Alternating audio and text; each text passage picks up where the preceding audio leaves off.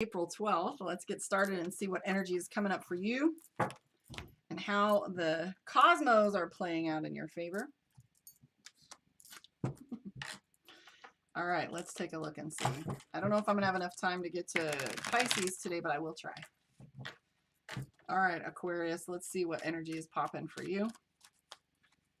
Ooh, one more shuffle. I'm hearing one more shuffle.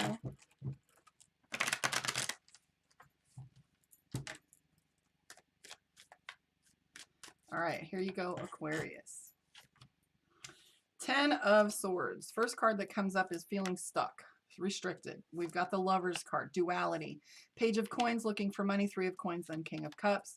I see the Death card, which is preceded, followed by the 3 of Wands and the 4 of Wands. So if any pressure, criticism, or any social standing where you feel like someone is maybe being too critical towards you is about to shift and change. Your social group, I feel, is shifting a little bit toward the better, or the people within it are, you know, being a little bit more warm towards you, which is in stark contrast to others who have this judgmental kind of behavior.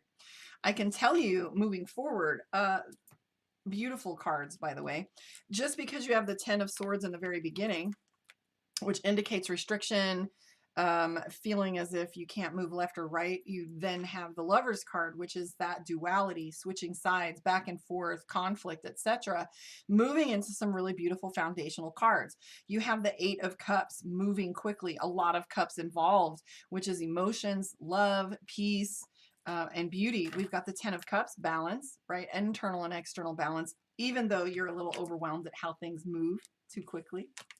I'm seeing new beginnings for you. Page of Cups. So if you're feeling like things are stuck, they're going to turn the corner quite a bit in the next little phase for you. Just pay attention to your emotions. There is a lot of emotions involved with this reading, especially if you've been experiencing a little criticism lately. Nothing gets our back up more than someone misunderstanding or misreading our intentions. Mostly it's, you know, people coming from a small or low vibrational opinion, and that's going to cause you to make some shifts, preceded by the Death card, right? The 3 of Wands references us having that pressure, but the Death card is coming. So that's telling us this is about to shift in a whole new level for you. With the 4 of Wands in place, I'm wondering, those of you that have homes, or if you're moving or had just moved, because you're building on a foundation that's already established, and that's going to feel a little firmer. So anything having to do with your home or where you're living is going to lighten up quite a bit. The reason why I say that you'll be having a new social group is I see the 3 of Cups next to the King of Cups. The King of Cups references EQ, and the 3 of Cups, chemistry, meeting new people, social environments, and then the 4 of Cups is involved, which is the new people. So the fun and good times are on their way. Just be cautious at the overabundance of emotions that will be filtering through in these next few days. With the Knight of Cups and the King of Cups, I feel like you'll be doing a little bit of back and forth waffling between doing really well and then like, wow, this is overwhelming. You do have a lot to handle coming up, Aquarius. There's a lot on your plate, and I don't feel like it's anything you can't handle. This is beautiful.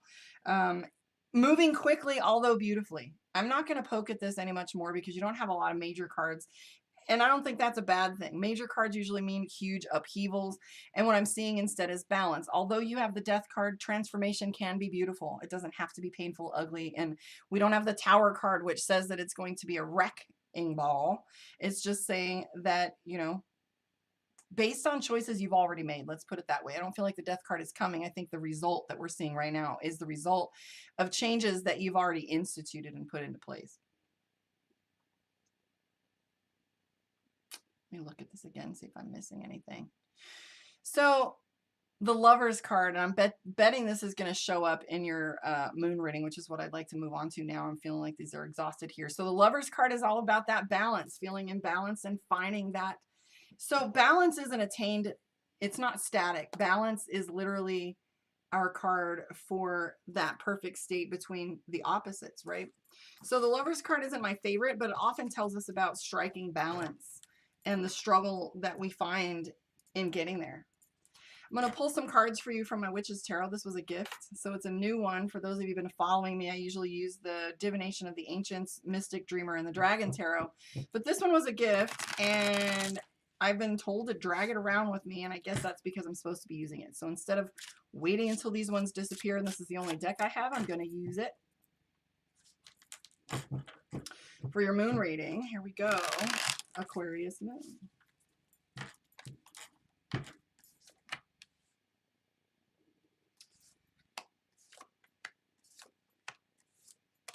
So Knight of Swords, you've got a lot more on your brain than is showing up outwardly, okay? Definitely overwhelm and feeling like you want to quit. Like, this is too much. You've got the Eight of Swords, Eight of Cups, and then the High Priest. The High Priest traditionally was something that had to do with our faith, but right now, this is all about what's driving you. The High Priest is saying, why am I even doing these things? Why did I feel like I had to do this? So maybe there's a portion of you, you've got the Karma card right at the top of this reading in the back row, and the Fool. What opportunities am I taking and why? Was I too impulsive? Did I leap before I looked, kind of thing? We've got the Five of Pentacles, which is a little bit of struggle financially or coming out of hard times into better. And Ten of Swords, people weren't supporting you as you expected, right? However, out of this next phase, we have the Wheel of Fortune. Time is on your side for this one. The Four of Wands and the Six of Pentacles.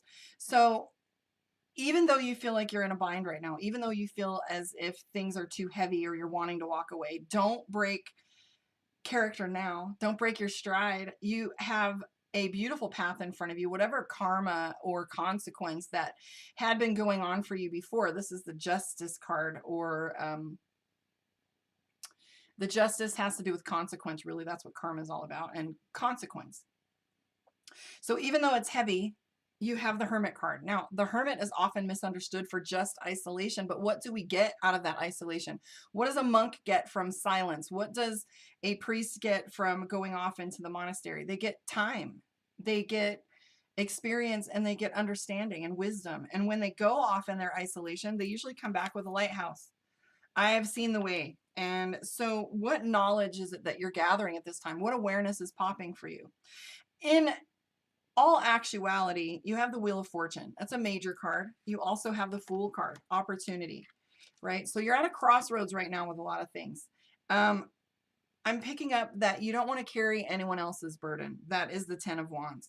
Ten of Wands is burden. It's a little too heavy to carry. So what is it that you can put down?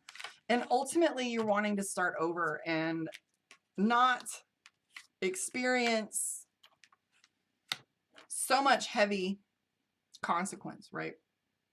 And so wherein does that come from? That comes from wisdom, which is our Strength card. The Strength card doesn't mean that you have to be any stronger than you already are. The Strength card talks to us about being